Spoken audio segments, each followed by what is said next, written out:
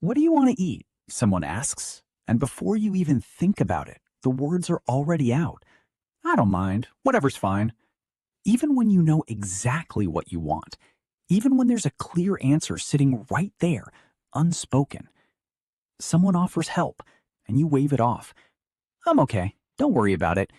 When honestly, you're not okay at all. This isn't a single moment. It's a pattern, repeated for years, until you stopped noticing you even had preferences, opinions, needs of your own. And here's the truth nobody tells you.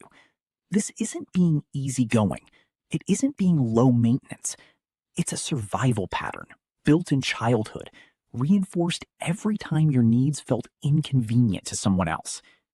Research on assertiveness shows that chronic self-silencing is directly linked to anxiety and resentment. Today, we're breaking down 6 psychological patterns behind this, and by the end, I'll show you how to start reclaiming your voice. Picture someone secure in themselves. Asked where they want to go for dinner, they answer without hesitation. Not because they're demanding, but because their preference simply exists, unguarded, unfiltered. Now picture you. Before the question even finishes, your preference has already collapsed into whatever works for everyone else. Not out of kindness, out of reflex. This is the first pattern, self-erasure as safety. And it didn't start yesterday. Somewhere back in childhood, your needs were met with dismissal, with ridicule, sometimes with punishment, until your nervous system drew a conclusion it never told you about directly. Being visible was dangerous. Psychologists call this need suppression, not a personality trait, not a flaw in your But a coping behavior your brain built to keep you safe. It worked once. It protected you once. But here's what matters most. You didn't choose to disappear. You were taught that disappearing was the safer option. There's a particular kind of guilt that shows up before the request even leaves your mouth. Sorry, this is probably stupid, but you say, apologizing for a need you haven't even stated yet, as if simply having one is the inconvenience. This is pattern 2, the guilt reflex. Somewhere along the way, needing something stopped feeling neutral and started feeling like a burden you were placing on someone else. For many people, this traces back to family roles. The helper, the easy child, the one who learned early that their worth was measured by how little space they took up, how few problems they caused. Attachment theory calls this conditional belonging, love that felt safest when you were useful, not when you were simply yourself. Over time, a quiet distortion took root. Needing something got confused with being selfish. But they are not the same thing. Needing something is not the same as being a burden. It never was. Ask this person how they're doing, even in the middle of falling apart, and the answer comes instantly. I'm fine. No pause, no flicker, just the automatic smile, the practiced tone, the performance so well rehearsed it doesn't even feel like acting anymore. This is pattern 3, performing fine. And like the others, it was learned in homes or relationships where showing distress wasn't met with comfort, but with, you're too sensitive, or worse, silence. So the mask became the safer version of you. Here's where it gets heavier, though. Masking isn't free. The longer you perform fine, the wider the gap grows between what you actually feel and what you let yourself express, until eventually, you stop being able to tell the difference. Psychologists call this a breakdown in interoception, the ability to sense your own internal states. You're not just hiding your needs from others anymore. You're starting to lose access to them yourself. Here's something most people get wrong about suppressed needs. They don't vanish. They accumulate. Every yes that should have been a no, every need swallowed instead of spoken, doesn't disappear into nothing. It stacks, quietly, beneath the surface.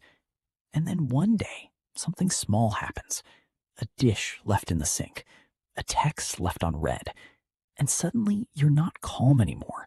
You're snapping, disproportionately, over something that on its own was never the real issue.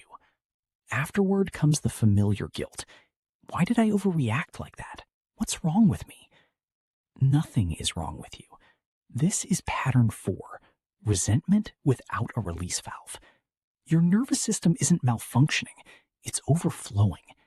Months, sometimes years of unspoken needs have to go somewhere. And when there's no healthy outlet, they escape sideways, through irritability, through tension, through moments that feel wildly out of proportion. It's not a flaw in your character. It's pressure finally finding an exit. At some point, many people swing the other way entirely. I don't need anyone, they decide, and wear that sentence like armor. Proof, finally, of strength, of growth, of having outgrown the old pattern. Maybe you've told yourself the same thing. Maybe you've even felt proud of it. But here's the twist worth sitting with. Hyper-independence isn't healing. It's pattern 5. And it's just suppression wearing a more convincing disguise. Asking for something still means risking rejection. It still means being seen as needing. So instead of confronting that fear, the mind builds a cleaner workaround. Eliminate the need for asking altogether. No request, no vulnerability, no risk. It looks like self-sufficiency. It feels like control. But underneath, it's the same old defense mechanism, just rebranded. Avoidance dressed up as strength. If you've ever felt secretly relieved that you don't need anyone, that relief deserves a second look. It might not be progress. It might be the same wound, hiding in a stronger-looking shape. You can keep performing fine for everyone else, but your needs don't stop existing just because you stop voicing them.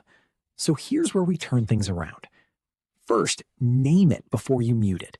Privately admit what you actually want, even if you choose not to say it yet. Second, start small. Rebuild the asking muscle on low-stakes requests, not the hardest conversation you've got. Third, drop the apology.